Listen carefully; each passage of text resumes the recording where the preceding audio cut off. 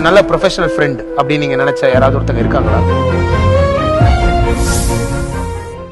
பாலு மேல உங்களுக்கு கோவம் இருக்கலாம், ஆனா அதை இப்ப வெளிப்படுத்துறது யாருக்குமே நல்லதில்ல.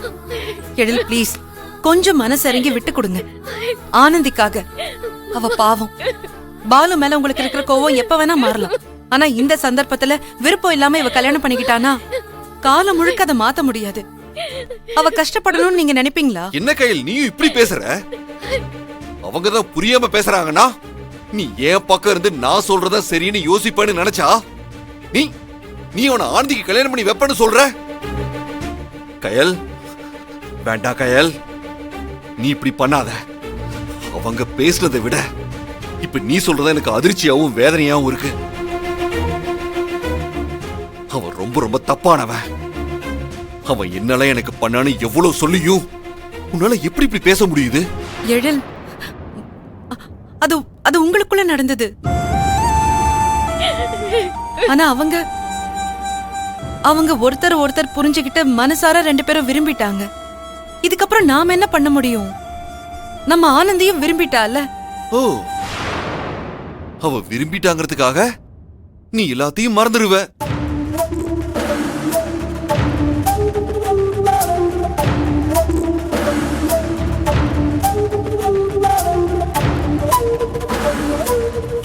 சரி, ஒரு வேளை உன் தங்கச்சி ஒரு கொலைகாரனை விரும்பி இருந்தா நீ அவனுக்கு கட்டி வச்சிருந்திருப்பியா?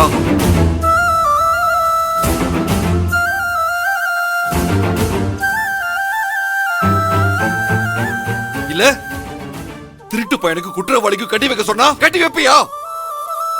அப்படிப்பட்டவனுக்கு உன் தங்கச்சியை கட்டி வைக்கிறதும் அந்த பாலுவுக்கு கல்யாணம் பண்ணி வைக்கிறதும் ஒண்ணுதான். அப்படி நீ அதையும் மீறி ஆனந்திக்கு அவனை கல்யாணம் பண்ணி வைப்பன்னு சொன்னா நான் இந்த குடும்பத்துல இருக்க மாட்டேன்.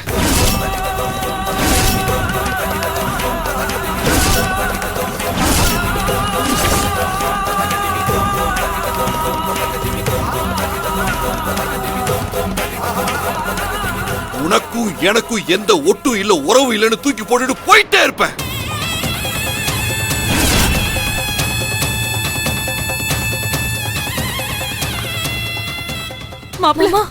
மாப்பிள்ள எழில், இப்போ எதுக்காக இப்படி எல்லாம் பேசி என்ன கஷ்டப்படுத்துறீங்க?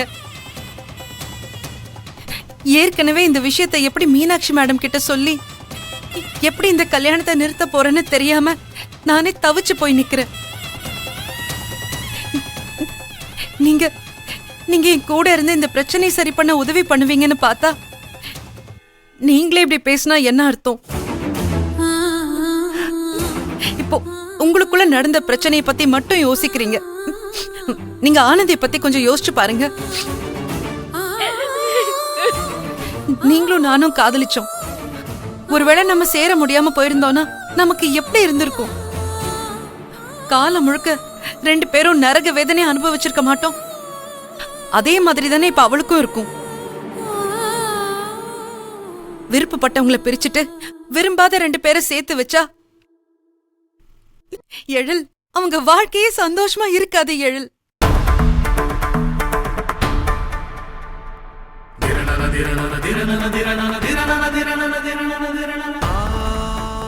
நீங்க இப்போ பாலு மேல கோவத்துல இருக்கிறதால தானே இப்படி யோசிக்கிறீங்க.